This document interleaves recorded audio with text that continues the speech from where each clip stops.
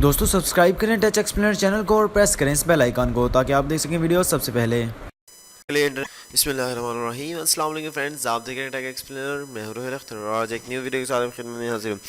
Last video tutorial में हमने ये देखा था कि हम इंटरनेट के ज़रिए अपने मोबाइल के एसएमएस को कंप्यूटर या पे कैसे रिसीव या सेंड कर सकते हैं, मगर उसके लिए इंटरनेट की ज़रूरत थी। मगर आज हम ऐसा मेथड जानेंगे जिसके लिए इंटरनेट की ज़रूरत नहीं होगी। हाँ, मगर उसके लिए आपको एक बात ध्यान में रखनी होगी, वो आपको आगे चल के बताता हूँ। तो बढ़ते हैं आज की वीडियो की जानिब।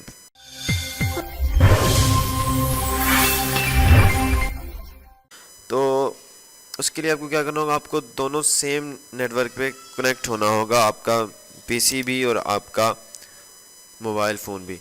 सबसे पहले तो आपको एप्लीकेशन बता दूं कौन सी आपने एप्लीकेशन डाउनलोड करनी है। अपने मोबाइल में आ जाए, मोबाइल में आने के बाद प्ले स्टोर में जाएं। प्ले स्टोर में जाने के बाद यहाँ आपने लिखना है एयरड्रॉइड।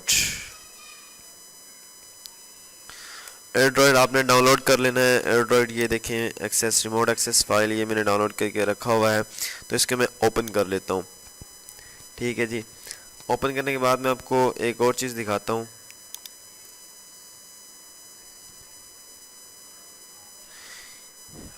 ये देखें जी, ये मेरा जो मोबाइल नेटवर्क है कनेक्टेड TP-Link 5750 2 के साथ। और ये मैं आपको दिखाता चलूँ, जो मेरा लैपटॉप है वो भी कनेक्ट है TP-Link 5750 2 के साथ। तो ये आपने सेम रखना है इस सूरत में। तो इसके बाद आपने आ जाना है अपने एयरड्रॉइड में दोबारा। एयरड्रॉइड में दोबारा आने के बाद यहाँ आपने करना है एयरड्रॉइड वेब। वेब में आने के बाद यहाँ आपने करना है connect via IP address, the phone and computer need to be on the same local network। ठीक है जी, ये वेब पे हो जाएगा आपका ऑप्शन 1 वाला, ऑप्शन 2 वाला आपका हो जाएगा IP एड्रेस पे। तो IP एड्रेस यहाँ मैं ओपन करता हूँ अपने उसमें आके। तो यहाँ IP एड्रेस हमारा है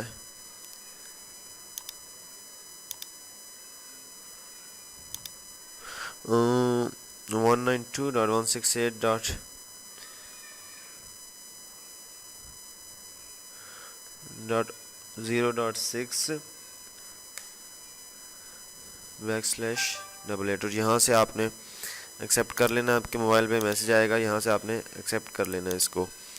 ठीक है जी, एक्सेप्ट करने के बाद ये हमारे पास कनेक्ट हो गया। अब आप इधर से कुछ भी वो कर सकते हैं, फ़ोटोज़ आपके पास, यानी पूरा कंट्रोल आपका कंप्यूटर पे हो गया। आपके अगर आपके पास इंटरनेट ना भी हो तो ये चलेगा। यहाँ से एक मिसाल देख लेते हैं। यहाँ से मैं जाता हूँ अपने इसमें,